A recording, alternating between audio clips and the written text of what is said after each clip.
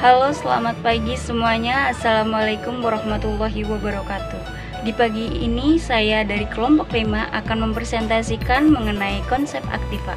Izinkan saya memperkenalkan kelompok saya, yaitu Aswin Saputra, JC Alessandro Parera, Egen Ganesa, Agnes Catur, Azra Lintang Inayah, dan Siska Vijayanatin Alia. Baik, tidak usah berlama-lama, langsung saja kita ke pembahasannya. Latar belakang. Aktiva aset adalah sebuah komponen yang tak terpisahkan dari sebuah perusahaan. Aktiva dapat dipahami sebagai arti yang dimiliki oleh perusahaan. Aktiva bisa dikatakan sebagai salah satu komponen penting yang kemudian akan mempengaruhi kinerja bisnis. Pengertian Aktiva. Aktiva itu beragam kekayaan ataupun kekayaan yang dimiliki oleh sebuah perusahaan. Kekayaan ini bisa ada sejak awal atau menjadi hasil dari usaha yang telah jalankan perusahaan. Dalam suatu periode tertentu, kita dapat menyebutkan sebagai aset.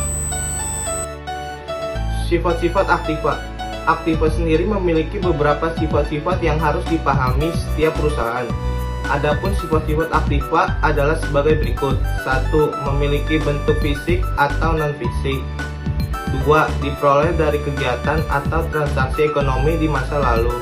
3. Dimiliki atau dikuasai suatu perusahaan atau badan.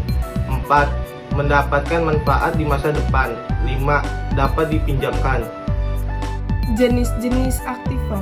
1. Aktiva lancar. Aktiva lancar adalah aset yang memiliki sifat mudah ditukar atau dicairkan melalui transaksi uang tunai.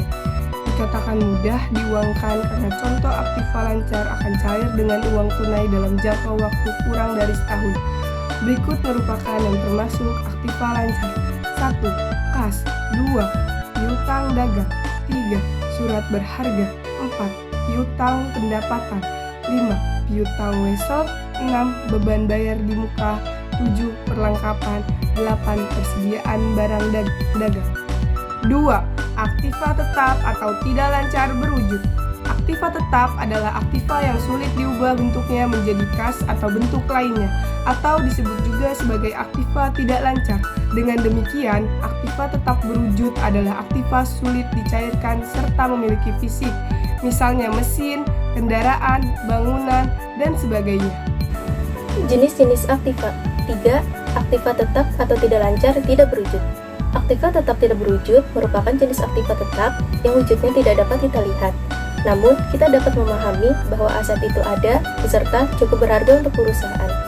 Perusahaan juga mendapatkan keuntungan darinya karena aset itu memang dapat diuangkan.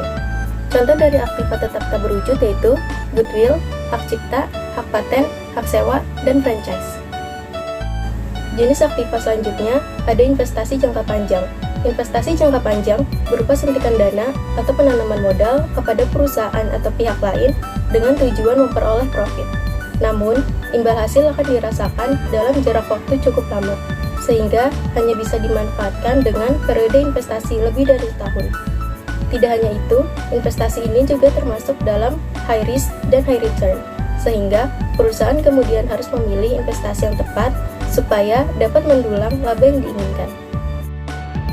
Kesimpulan, Aktiva yaitu salah satu komponen yang paling penting bagi perusahaan yang wajib dikelola dan dimanfaatkan dengan baik supaya dapat menghasilkan keuntungan yang maksimal bagi bisnis.